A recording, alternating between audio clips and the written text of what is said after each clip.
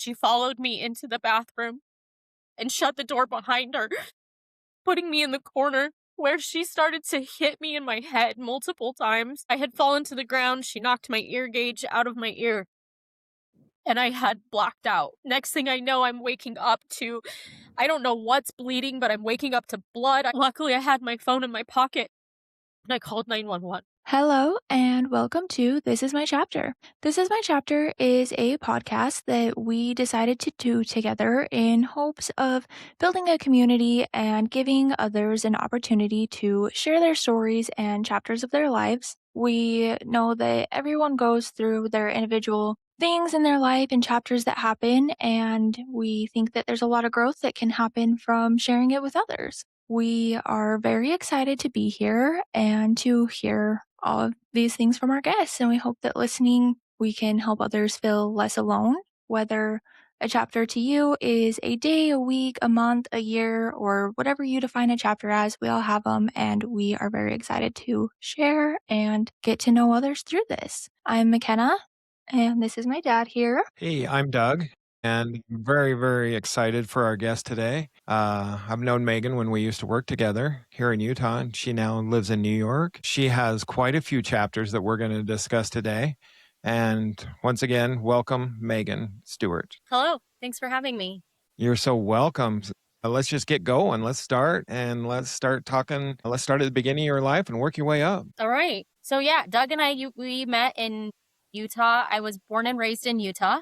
I lived there for 41 years of my life. 2 of the years of my childhood, I did live in Michigan. It was for my 4th and 5th grade years. Overall, had a good life. I mean, I'm here. I'm alive today. However, there were many, many moments of lessons learning and experiences that I went through that shaped and defined my resilience and also my passion for being human. So for starters, I was 3 years old when my parents got divorced, and it ended in an affair. Found that out later in life. But so I know that, my parents were dealing with their own things as I was being raised because of whatever they went through in their divorce. I ended up having a childhood where my childhood needs weren't met, and it led into abuse, neglect. I was torn between biweekly religious visits with certain family members and non-religious family members. So ultimately, I grew up just feeling really confused between the two households and trying to figure out who I was. And going into my adolescence was when a lot of those challenging experiences began. When I was 12, I had a very invasive experience happen to me with a gentleman who took advantage of my body that was not permissed. And then moving into being a teenager at 15 and 16 years old, I was touched by a family member in my bed inappropriately. And as that continued, I just wanted out. I wanted out of my home. I didn't feel safe. I wasn't heard. My parents were not showing up for me. I had to show up for myself. Through high school, I turned into a chameleon. I hung out with people from all varieties. We all know what cliques are. And I was the cheerleader who was also the skater, the band geek, and the drama nerd. I was all of them at one time. And it was because I was trying to navigate who I was, but really all I did was chameleon into these different scenarios to feel like I fit in. And all of that led into being 18, wanting independence, wanting to assert what it looked like to build my own life. And one of the things that I was taught growing up is that one of the things we all should value as humans is human connection and being in relationships. So I left home at midnight when I turned 18. And Wow. I went and I lived with my boyfriend at the time, his dad and his brother. Not smart. In hindsight, not a smart decision. But I dated that man on and off for 2 years. And as part of that 2 years, we ended up married for 2 months. And in that 2 months, I found out that I was pregnant with my firstborn. This marriage in 2 months, I was isolated into a bedroom.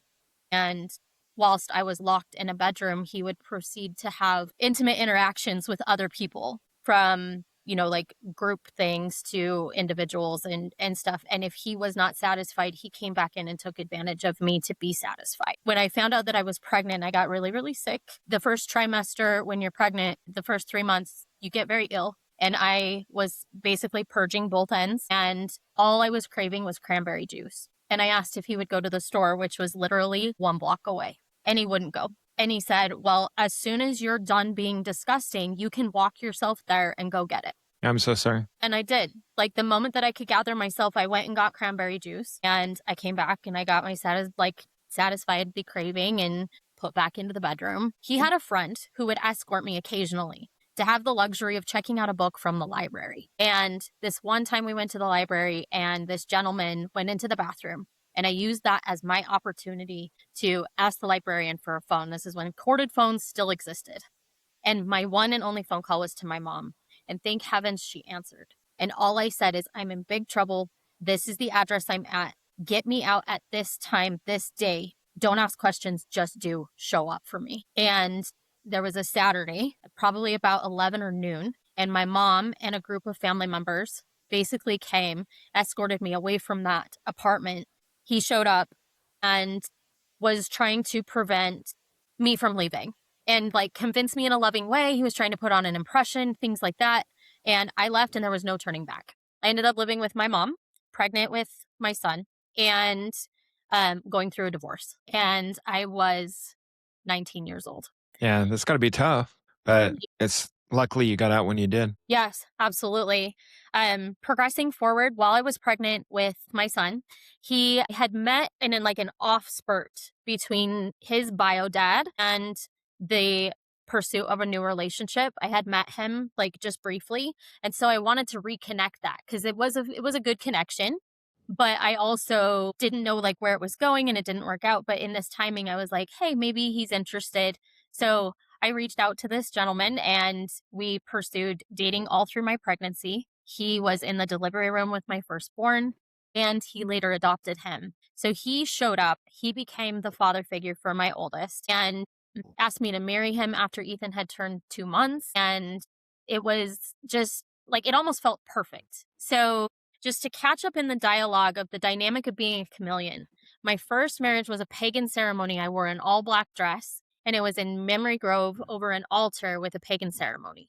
And then going into my second marriage with Lance, we all white wedding LDS temple. So this is the dynamic of life that I was living. Growing up with duality, bi-weekly raising, and then moving into my adulthood, I'm shifting between these paradigms of I've got to go to the opposite, got to try the other way again. And that then became the way of my life. I was married for 7.5 years, had 2 additional children with Lance, and it was a religious struggle. I am a very liberal, open-minded, loving and accepting person for humanity. You do what you want. You be who you choose, but don't be an imposition on me for what I choose to be and how I choose to live my life. Like, you want to go pray at an altar or use scriptures, that's fine, but don't judge me for talking with the trees and being a part of nature. I think that's what I love about you.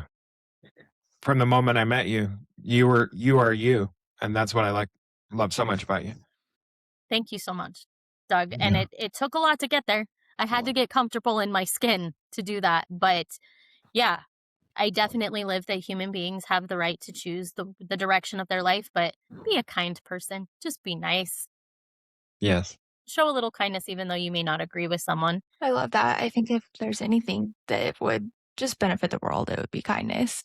Absolutely. Absolutely. So this marriage lasted 7.5 years, and it ended in just religious controversy. There were moments throughout the marriage that were not great. I personally would call it religious manipulation, or even like, I mean, I guess that's the best way to verbalize it. It was religious manipulation. In the Latter-day Saint culture, which was the religion that we were following, the woman shows up for the man and is basically to kneel before him as a secondary to God. And if the woman does not suffice to that, the man can turn around and say, you're not adhering to any of the vows that we made in the temple. And it was used against me to have my own voice and my own opinion if he felt it was against him and his own personal view, which in my opinion was not aligned with God. And so it became that dialogue. Another thing that was pressed on me was to fulfill on a calling with church whilst going to church every Sunday, maintaining a graveyard or evening job, and be a stay-at-home mom during the day. And it was a struggle. I was not being myself. I felt like I had no space to be myself. Thank heavens there were periods in my life where I had friends come in and out. I had a friend from high school named Meredith who came in and out of my life as a nanny. I had friends in my life who were like living their best life, being fully free. So I constantly saw this hope and this vision that there was something more for me. So even though I was like stuck in a paradigm that felt ick to me, there was still that, duality occurring in my life where I got to like see and observe and continue making decisions. And so at the end of this 7.5 year marriage, we had an amicable divorce. And in that divorce, right down to the last DVD, we flipped a quarter and we were able to it was great. I got my best friend back because we took away the barrier between his view of what he wanted in a wife with religion and me to be able to separate myself from that and go live my best self. So that was great for 2 years. And then he met his wife. She turned everything upside down. She is the perfect fit for him. Absolutely perfect fit for him. Shows up to the calling, goes to the church on Sunday, admires him as the priesthood holder and the breadwinner of the home. Like she does all of the things, crosses all the boxes that I didn't. And that's great. I want him to be happy and live his fullest life because then he can show up for our children. And that's what matters to me. I will get to how that really impacted me in a little bit. During the 2 years of Lance and I, right after our divorce and before he met his wife, we shared everything. We were sharing birthdays. We were sharing holidays. We even went on a Disneyland trip with our kids together with my mom. And we were divorced and we were able to do that amicably. Like, it is possible to find peace in communication when you can hold a respect for the other person. And it takes me back to what I was saying. I respect humanity. I don't care what your decisions are, but at least give me that kindness in return. And so when Angie showed up, it changed everything. At that point, I had met a woman. So I came out as bisexual when I was 12 years old. That I really struggled with living in Utah. Utah being a Mormon culture, it's very much about man and woman are together and anything else is outcast or judged or seen differently, black sheep, if you will. If you can relate to that term, and just trying to discover what you want. So through high school, I had dabbled in my sexuality and defining what I was attracted to and who I wanted to be with and all of those things. And so in my adult life, when I was no longer with a man, I was like, maybe I'll try this, right? But again, it comes with that opposition. It's like, okay, relationship with a man didn't work. Let's try a relationship with a woman. So the first woman that I was with, she actually ended up splitting it off after 2 months, saying that I was too good, like almost too mature or too ready for life. She was looking for someone she could take care of, and she didn't need to take care of me. And so it just didn't work out. It didn't align. I was just too much for her. And that was only a couple of months. And then shortly after that, I met a woman that we were together for 3.5 years. This relationship still triggers me. I was going to say, I know a little bit about that relationship and it's not good. So go ahead and tell us. Sorry. Active Air Force. We have a very prominent Air Force base in Utah, and she was active Air Force, came from Washington and had established herself in a home, was a staff sergeant, and she was part of the ammunition team. So she was over people who were building bombs for the military, basically was what she was overseeing. And so a great job. But also, this was the time that we were deploying our troops to Iraq very frequently. And she was part of that.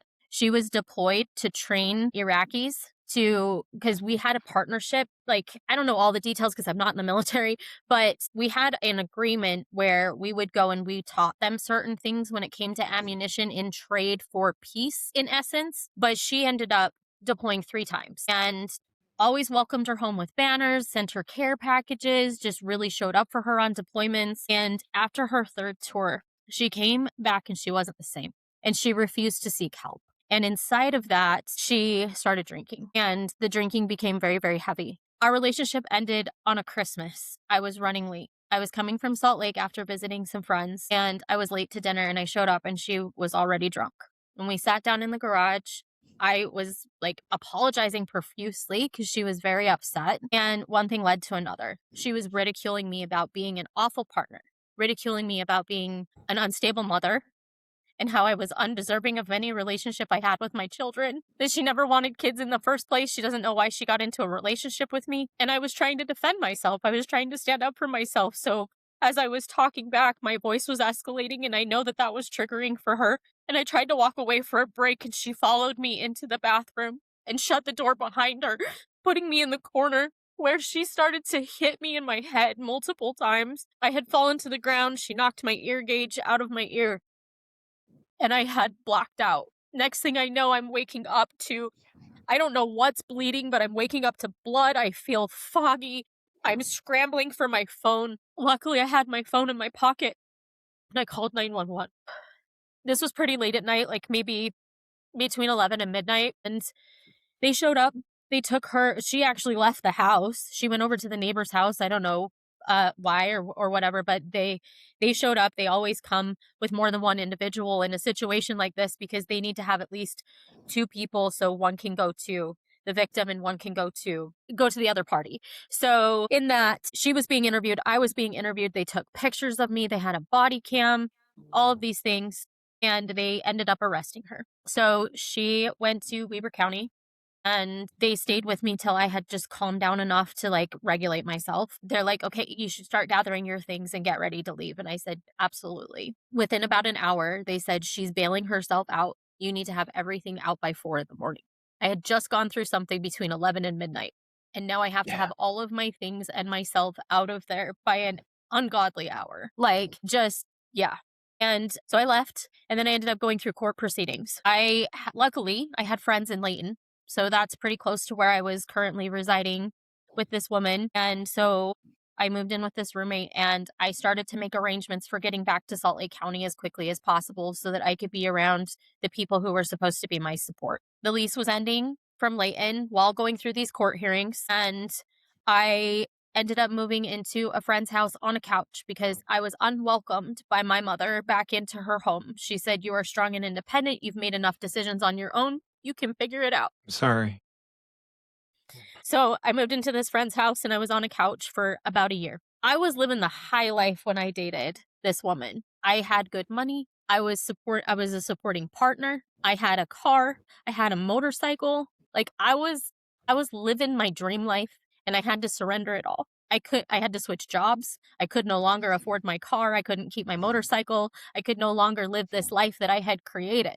And so while I was sleeping on this couch, had surrendered my vehicle, the very first job I got was a graveyard job at a Winco, and I ended up being a shelf stalker. So it was very physically demanding, and I wasn't seeing my kids much. After what had happened with the woman I dated, my ex and his wife saw that as I was the problem, and I was too vulnerable. My kids were too vulnerable to be susceptible to viewing and being around domestic violence on a regular basis because I went through something. So they held my children back from me. Wow. That's such a sad story. I would just like to add that you leaving and getting out of a situation like that does show so much of how strong you are, and I don't think that that's spoken about enough, of you going through all of these things and walking away is incredible. I mean, even if it's what you had to do, it shows a lot of strength in you, and Thank Because you.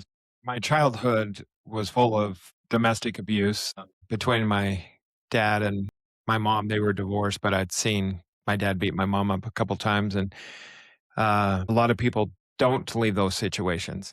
And when they don't leave those situations, it only gets worse. So if you wouldn't have got out of that situation, you might not be here telling your story right now. Yeah, absolutely. And I can add to that, Doug, I wouldn't. I will tell you, Yeah. if I would have stayed, I wouldn't be here. And the reason why is the day I left, right? I had to leave by 4 a.m. I was getting a pounding headache and a migraine while I was in this apartment in Layton. So I ended up going to Davis County Hospital and getting checked. And I remember after the MRI, the doctor came and sat by my bedside, and he said, "I'm surprised that you're alive, but also I'm surprised you're not in a coma. You were 1 to 2 hits away from severe brain damage from the punches to your head that you could have ended up in a coma or death." He said, "I'm glad that you're here, and thank you for coming in. Luckily, there are no, like, the injuries aren't severe enough to where it punctured anything.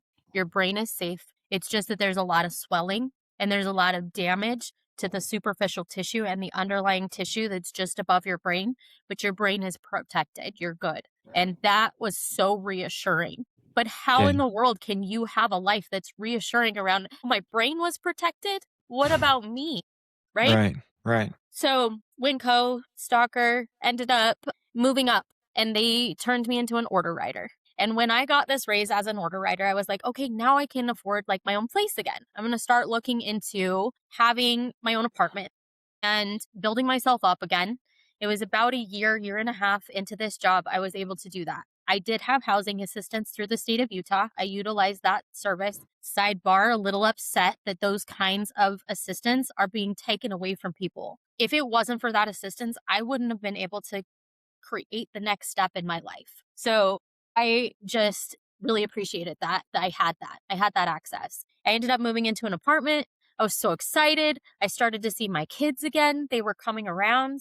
I even then met a gentleman who was at the apartment. He was really kind. He was offering to help move things into my home. All of these things started to connect with him further. And then this one goes into the next chapter for me. Yeah. We So all have we all have a lot of chapters, and here comes the next one. exactly. So with him, when I first met him, like I said, super kind, man of service, was like really listening to me and engaging in the things that I said. He brought me random gifts, made me feel really appreciated, and I started to fall for him. So as I started to fall for him, I started spending more time with him.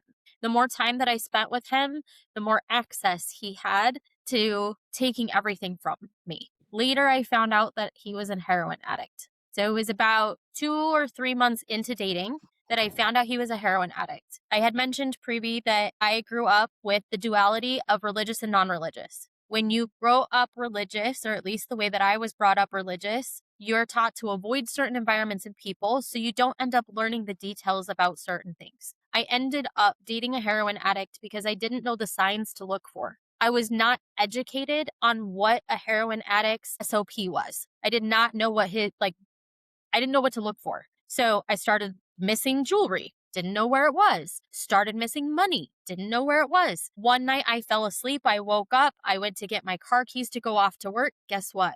Car Okay. gone. He came back that night and I was like, okay, like we got to be done, right? I later found out it was like maybe 2 or 3 days later, he had taken all of my rent money. So I had just lost my car.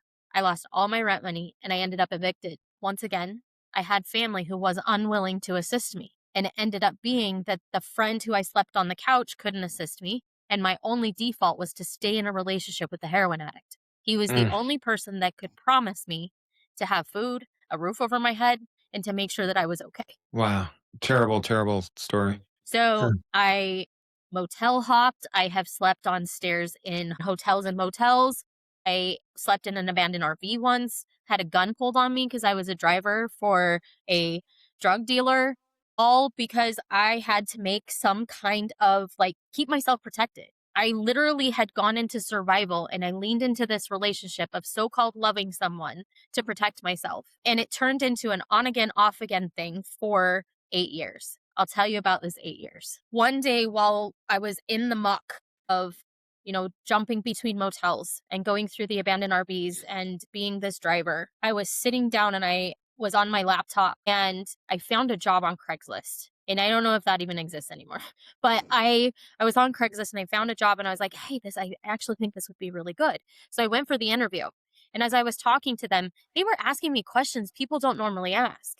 They're like, what kind of lifestyle do you have? And what kind of lifestyle do you want? And so it was my in to like share how stuck I was, but also what I dreamed of. Now, this couple gave me the opportunity of a lifetime. And I was still on and off with this gentleman, but I ended up taking this job. They offered me not only the job, but they offered me their basement rent free so that I could help get myself back on my feet because of surrendering the motorcycle, surrendering the car, and the debt that was behind me, like that was very much clouding me.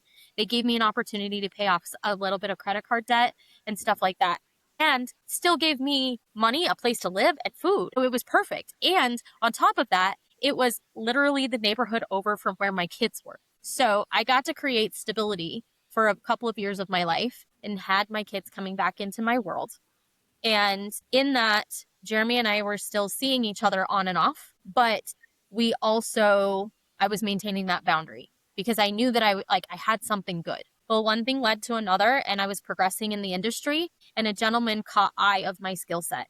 And he's like, hey, like, I want you to come work for my team. I ended up getting a raise. I ended up feeling better about where I was working. So I did a job shift. And in that, I ended up getting an apartment. And I lived in that apartment for 4.5 years. And it was the very first apartment I ever had. No roommates. I paid for by myself. I reestablished a relationship with my children. And I was able to just get back on my feet. And then COVID happened. When COVID happened, my ex-husband and his wife decided they were going to take me to court and that they were going to stage every mistake of my life as a threat to my children. So going through what I did with that woman, going through what I did with being evicted, it was pegged as my fault. It was painted as I was the problem. Wow. I'm so sorry. I mean, that's something that no one should have to experience in the first place. And I can't even imagine just the grief of dealing with it on its own and then feeling like it was something you did wrong or being told that it was when knowing that you obviously didn't pick that. That wasn't something you were trying to have happen. And I really feel for that. That's a horrible spot to be. I mean, overwhelming to say the least. During all of that, I had, we're in, or it was 2020. Oh my gosh, I'm getting my timelines mixed. 2020. So 6 years ago. So I had a 15, 13, and 11-year-old at the time.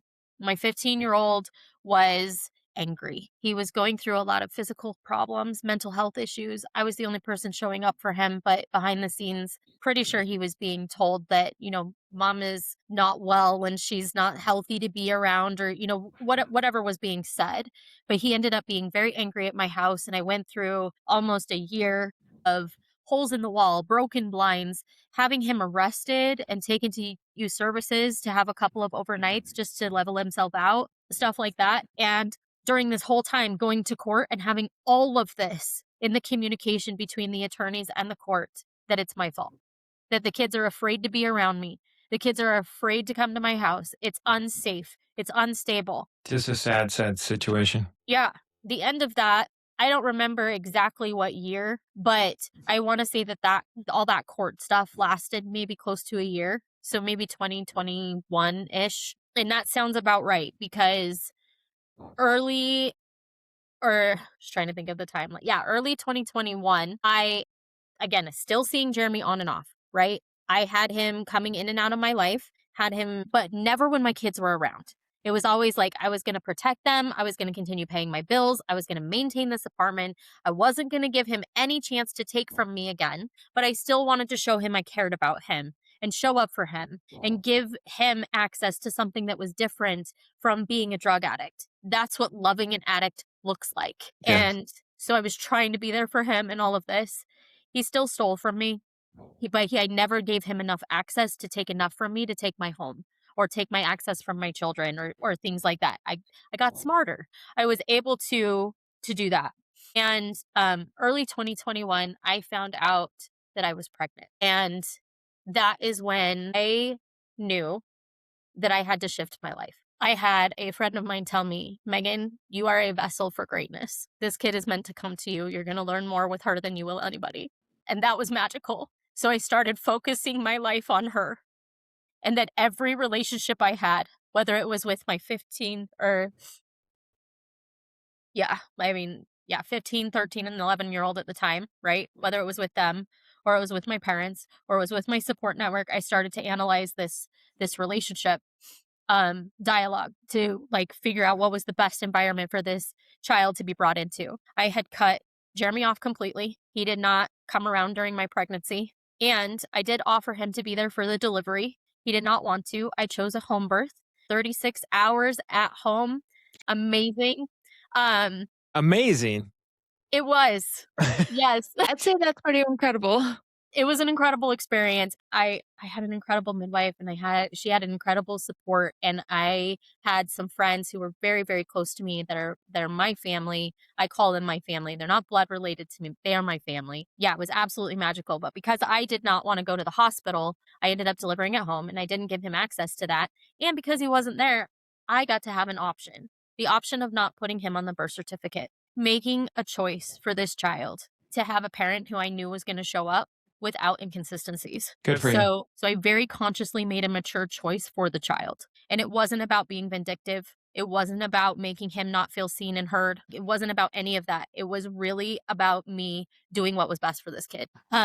Flash forward to August. I birthed this kid on August 30th. And then 2 months later, going through postpartum, I lost my job. And it At was one of the this is a job that you were making good money at, right? Mhm. Yep, yep. Because I had worked for those two people that were giving me their basement. It was an online industry company business, and then a gentleman in the same industry offered me a job. He then let me go, and I ended up working for, like, just sidebar jobs and just trying to find what was right, and then I ended up working for Intermountain. So, I was a nighttime courier for Intermountain Healthcare, and I loved that job. It gave me everything that I needed to escape. I got to listen to podcasts. I got to listen to music. I had a pretty killer team. We had some drama, but I had a pretty killer team to work with. And it gave me I had a newborn baby who didn't have a sleep schedule. She didn't have anything regulated. So I could regulate myself around that.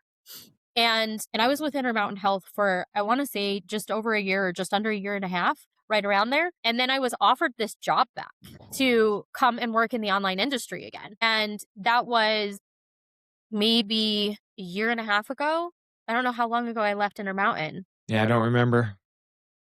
But yeah, so then I'm like moving around, navigating like this new money again. Mountain Health does not pay what the online industry paid me. So getting the job back, I was able to kind of go back to regulating my finances, getting my life back in order and stuff like that. I upgraded an apartment, ended up with a killer roommate. I'm going to give a shout out to JoJo right here. She is my bestest friend and she's in her 20s, but I met her at Intermountain Healthcare and she will forever be a sidekick that I will love and adore forever. Jordan is one of my soul sisters and I will. She's one of my best buds too. She's going to be on the show, by the way. Awesome. So, yeah. Very cool. Very cool. Yeah, so she moved in with me and I was going through just transitioning self-love journey. I had cut off Jeremy completely.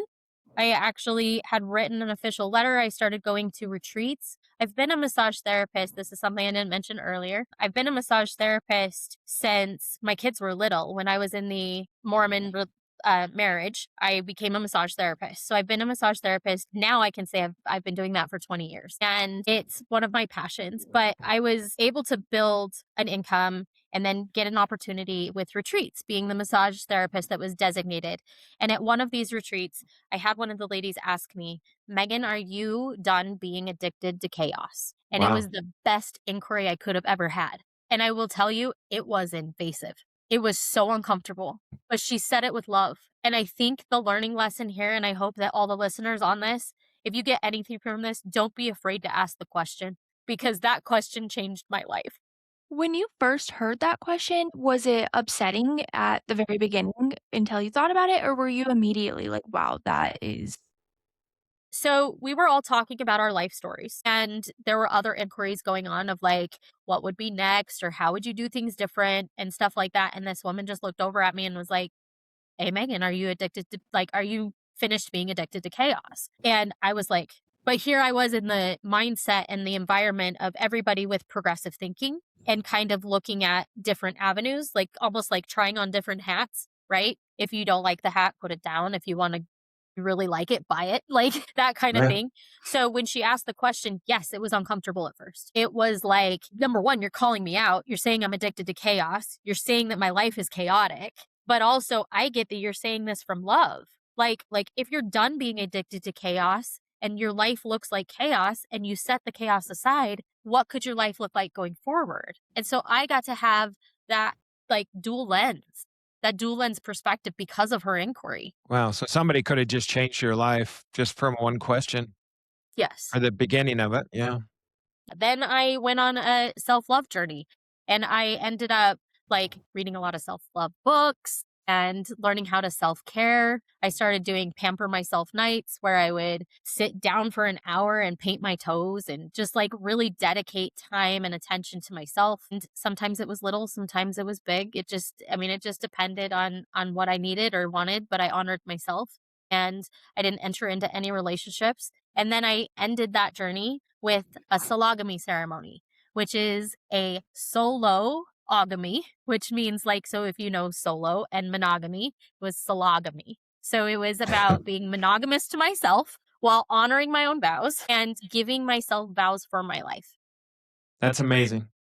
Able to commit to my future, being able to commit to my foundation. And yeah, and then you can flash forward to just a year ago, November 30th. I was on the interwebs doing the swipe right, swipe left that it's like the new dating world. And all I was looking for was just mediocre conversation. I just wanted something a little more. I had spent so much time by myself that I decided to go into, okay, I'm going to go back to the dating world, right? And and mind you, listeners who are parents, my children are actively involved in my life now because when I cut Jeremy off and I had wrote that letter and I had moved forward into my self-love journey, I had shown the consistency and stability. The court case had ended. The court case was ruled that they ended up having primary physical custody. I became the visitation parent and I do pay child support. But the thing that they got to eat was outstanding costs because they didn't involve me in my children's life when legally they needed to do that. So Good. if they would have made other choices to have me involved, it would have looked very different for them. It would have but I will say that I grew from that and I started to create, it wasn't visitation time. It was quality time. And every moment that I got with my children, I savored it. That's great. And I will end on a recap of like how extraordinary my connection is with my children right now and honoring their independent lives that they're choosing. And it's pretty miraculous. But a year ago, swiping rights and lefts, looking for mediocre conversation, and I met a woman that it literally felt like turned my world upside down in all the best ways. We were aligned spiritually. We were aligned with the vision of what we wanted our life to look like. A little house in a countryside with a little bit of land so we could have some farm animals, being able to travel into nature adventures anytime that we desired, having Maze be raised in an environment where she could feel and choose what felt like home and family. Like just a lot of foundational things that I had wanted in all of my previous relationships, and it just seemed to keep aligning. And I took a chance. So we met November 30th, 2024. March 2025, I came out to New York. So it was a long distance connection. Me in West Jordan, Utah, which is just outside of Salt Lake, and her in Lancaster, New York, which is just outside of Buffalo. So I went to visit her for a week in March, and it was magic. It was just absolutely magic. Like that connection we had made online, the depth of our conversations, being able to really intrinsically get to know each other and then be able to express that in person was really cool. So then I was like, okay, of course I want this to progress further. Came out in June. So flash forward to June of 2025. I came back out to New York for a week and I brought my daughter with me. So little one that was born with, just mom having her back, my little sidekick. And I brought her out for Pride and we spent a week here. It still clicked. Things still clicked. So then we started planning for what does the future really look like? These are a couple of visits. We're doing really well. Our communication is great. I will tell you, we went over a year every single day with there was never a moment we didn't talk. Every single day we talked. There was some form of connection, whether it was on the phone, it was a text message, it was an email, it was a FaceTime, or it was those 2 visits in person. I felt really connected to this individual. Ended up, making plans for the move. Come August, I packed up a U-Haul and there's a U-Box service. So I don't know if you guys have heard of pods. So Right. you can move across the country with a pod, which is in essence just a big box they put on a box truck. So they just put it on the back of it and they'll deliver it for you. I got a U-Box. I sent all of my stuff over here and she helped set up my apartment and everything. And then I moved here and I arrived here in Lancaster September 1st. And May started preschool within a couple of weeks of arriving and is doing amazing. And just this girl has so much vibrance for life and so much personality. She literally was what that person said is she's going to teach you. She's going to guide you. Just love her. So as I get here, there was a 180 flip in this relationship. Who I had met online was not the person that I met when I got here. And I fought really hard to maintain that.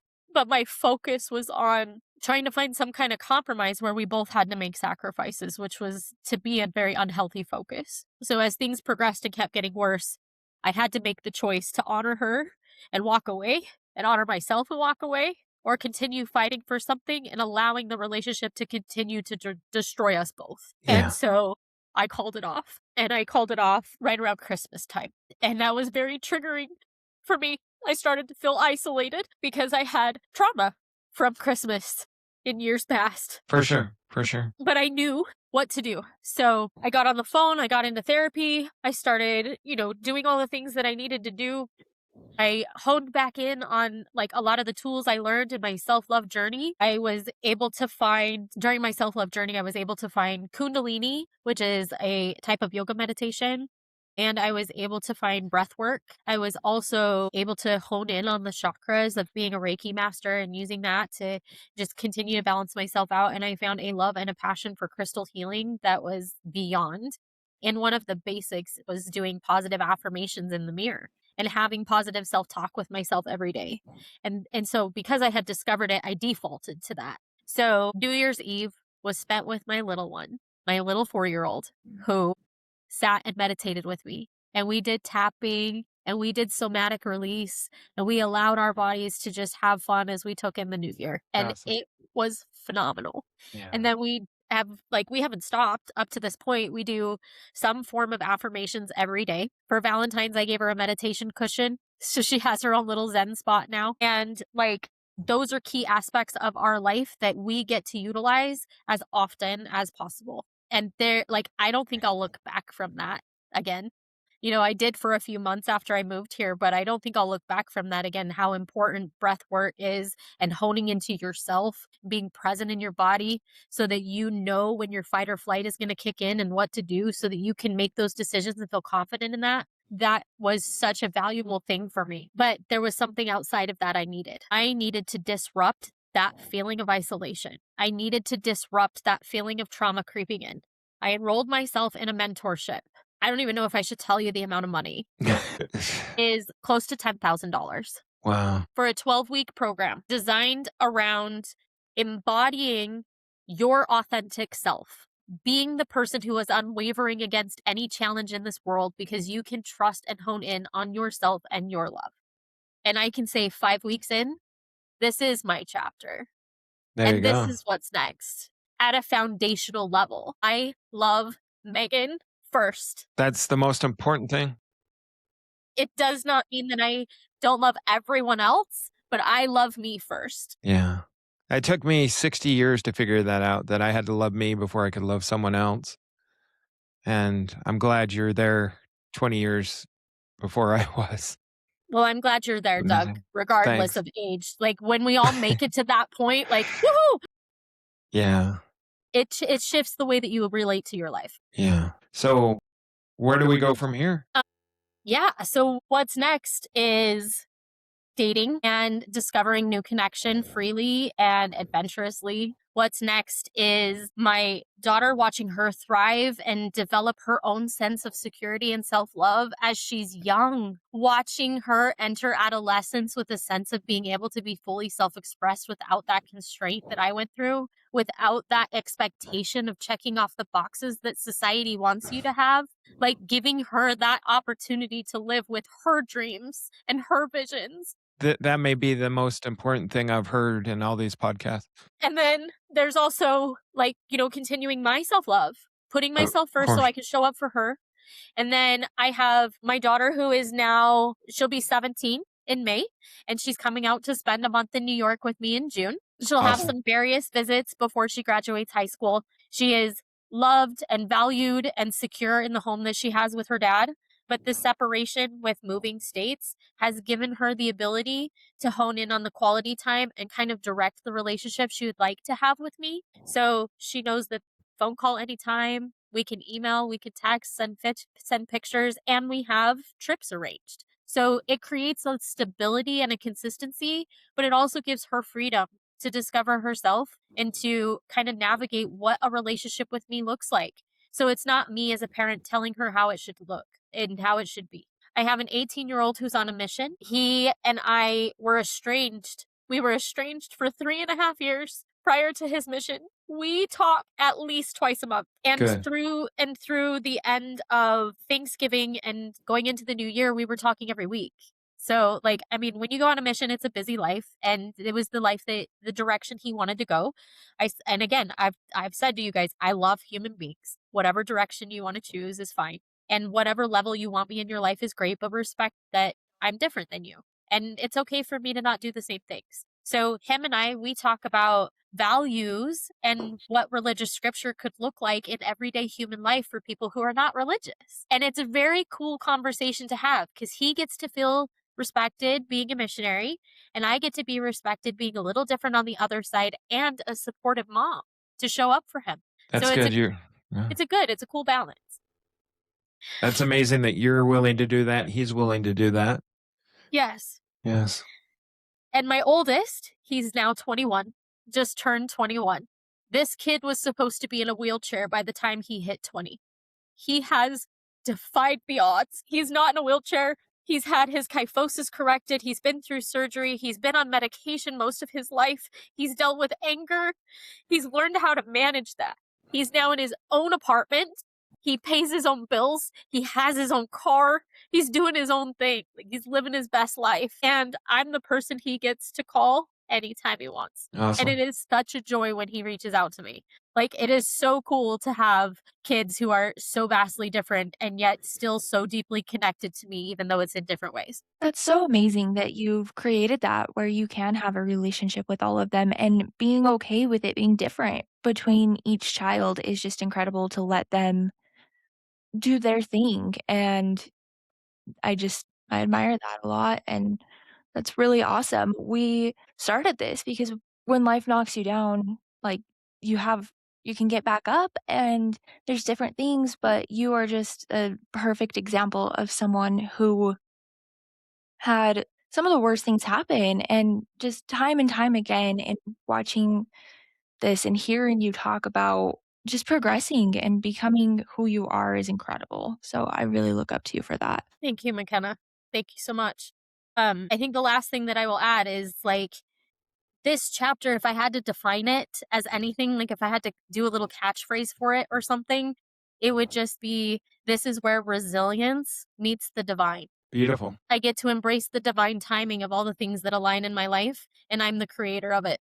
And like, yeah, I mean, that's where I am. It's such a sad story and such a happy story too. And I can't wait to clap my hands every day for you as you become Megan part 7. Thank you. I think this has been a incredible hour that we've spent with you.